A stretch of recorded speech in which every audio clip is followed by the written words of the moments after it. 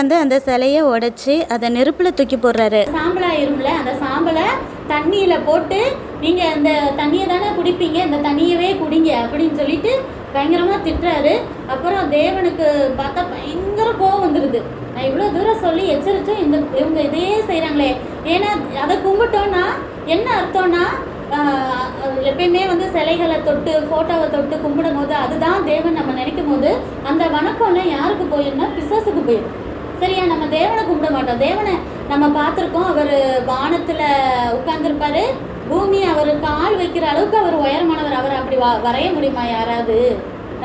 வானத்துல வந்து இப்படி கீழே வைக்கிற வரைக்கும் அப்படி அவரை நம்ம பார்த்துருக்கோமா? ஃபர்ஸ்ட்டு பார்த்ததே கிடையாது தானே. அப்புறம் எப்படி அவரை வரைய முடியும், சிலை செய்ய முடியும்? அப்போ அந்த ஃபோட்டோக்குள்ளே இத்தினோண்டு ஃப்ரேமில் அடக்கி வச்சு அவர் வந்து உட்காந்துருப்பாரா?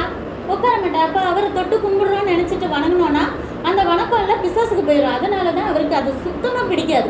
அப்போ இவங்க செய்யும் போது என்ன சொல்கிறாரு, நான் வந்து மோசே உன்னையும் உன் குடும்பத்தையும் மட்டும் காப்பாற்றுறேன், நான் மற்ற எல்லாரையும் அழிச்சிடுறேன்னு சொல்கிறாரு.